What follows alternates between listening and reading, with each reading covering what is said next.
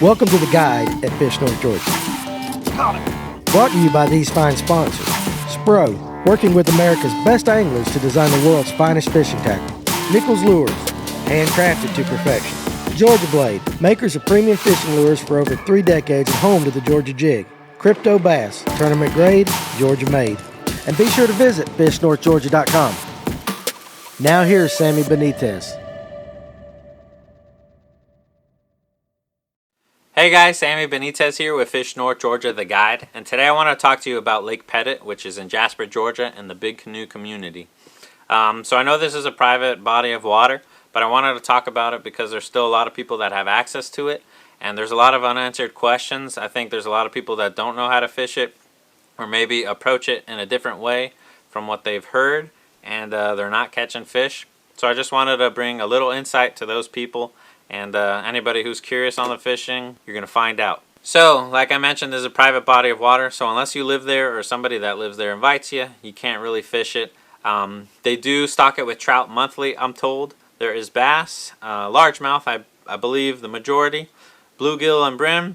And I believe they started stocking with walleye as well. So our goal this particular day was to target trout, limit out on trout, which is 8 fish per day per boat, and then start targeting largemouth bass. The water conditions were pretty clear. I left my polarized glasses in the car, but I could still see when there was no glare about 6-7 foot in the water.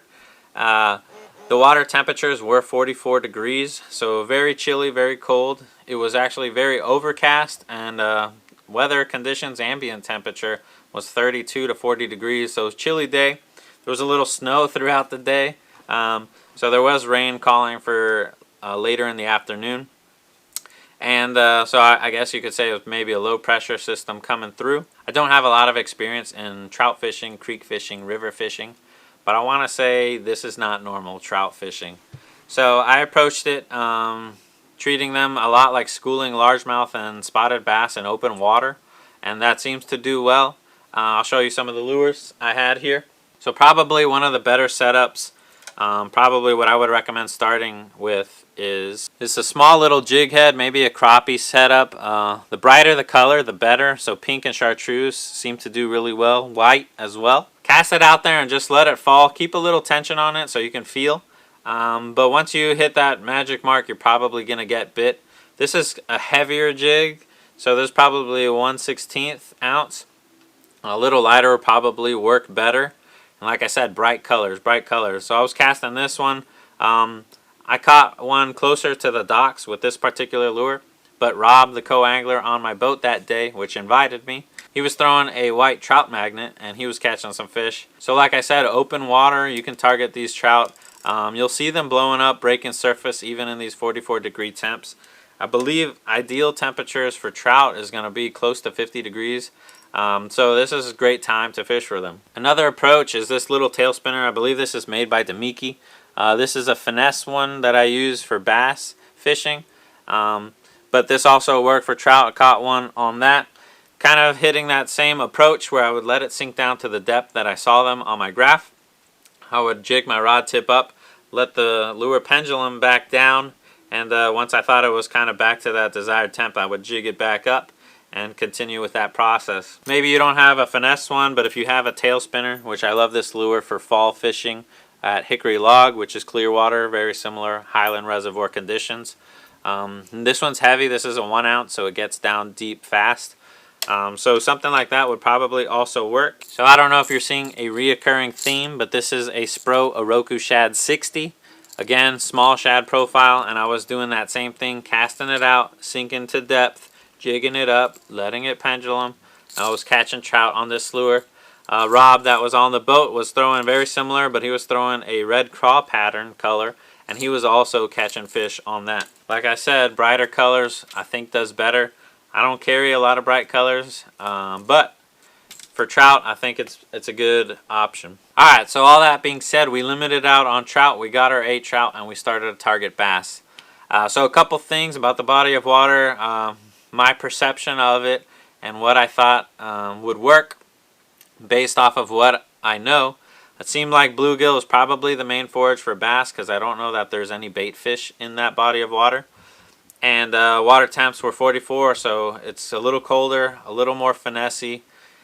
So I grabbed the Ned rig and the green pumpkin red flake. And this is a Guggenbait's rattling Ned, but any Ned in this type color I would recommend, because I think bluegill is the main forage there. As far as where to cast it, where to throw it, one, I was catching fish on Hickory Log Creek Reservoir on secondary points, so that was in my mind already. And as I graphed around the body of water, anywhere that I saw bluegill beds were areas that I was marking mentally as places that I think I want to go back to when I go for bass. So my thought process is, if bluegill are bedding there in May and June, that is most likely some of the warmest water, or where the sun hits most directly the majority of the day, and maybe a place where largemouth go to seek refuge from some of the cold water. So my synopsis was not wrong. We started catching fish right away on secondary points. I think in total we got maybe 5 largemouth on either the Ned rig or a finesse Ned jig, and they were all on secondary points in these areas where I thought bluegill may be spawning later in the year, or they were just on the way to the backs of the creek channels. So once we hit several fish with the Ned rig, and I knew that that was an option, and I broke off my Ned rig, I pulled out a jerkbait. So a jerkbait is another lure that I love for cold water. And this one in particular is the Megabass 110 plus 2. So this dives approximately 10 foot of water, so a little deeper diving, which I think is important for this colder water. And as far as how I was working this bait, I was actually casting it out, giving it a few jerks, and I was giving it about 5 to 6 Mississippis before I would give it any more action again. And nothing too crazy, a little subtle action, a few jerks, let it pause for 5-6 Mississippis, and continue with that pattern. Unfortunately, rain started to come, or snow, and so I didn't get to throw that very long, but I caught one fish on it on those same secondary points, and it turned out to be the best bass of the day. Nothing impressive. It was a pound, maybe a pound and a half, but they did react to it, and in those same areas where I speculated they would be, where we did catch some bass. So all that being said, it was a pretty productive day. We probably got about 5, 6, maybe 7 bass in the boat. I don't recall exactly, and 8 trout. If you're interested in seeing a full fishing report or cast to catch type video, you can find that on my YouTube channel, Sammy Benitez. This trip I will eventually get it out on there. But I hope you learned something. I hope this was informative to you. If you got any questions, as always, leave them in the comments down below, and we will catch you on the next one. Peace, guys. Thanks for watching the guide here at Fish North Georgia. Our mission is to build a community of anglers to give you the best and latest information to make your day on the water more successful. Make sure you subscribe to our channel, click the bell so you'll be notified of any future content. Make sure you check us out at fishnorthgeorgia.com, where we carry a large variety of bait manufacturers from here in the North Georgia area. So we appreciate you being part of our community, and we'll see you soon.